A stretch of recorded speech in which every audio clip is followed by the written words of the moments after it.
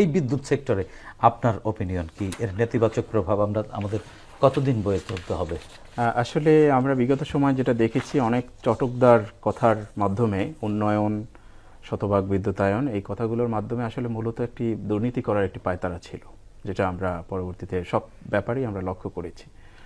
তো সুতরাং এই সততা এবং সদিচ্ছা না থাকার কারণে শুধুমাত্র দুর্নীতির বিষয়টিকে সামনে এনে পিছনে দুর্নীতি বাট সামনে এরকম চটকদার কথার মাধ্যমে আমরা যেটা দেখেছি আদানির সাথে যে চুক্তির, যে রাষ্ট্রবিরোধী যে চুক্তি কিভাবে হতে পারে, গোপন চুক্তি। সুতরাং এই বিষয়গুলোর মাধ্যমে আসলে এই বিষয়টি প্রকাশিত হয়েছে যে বিগত ফ্যাসিবাদী সরকার শুধুমাত্র তার ক্ষমতা ফ্যাসিস্ট হয়ে উঠেছেন, সাথে সাথে তিনি প্রত্যেকটা সেক্টরে তার দুর্নীতির মাধ্যমে যে অবৈধ এবং প্রত্যেকটা শ্রেণীকে কিন্তু তিনি দুর্নীতির সাথে জড়িয়ে নিয়েছেন এবং তিনি একা করেননি। একটা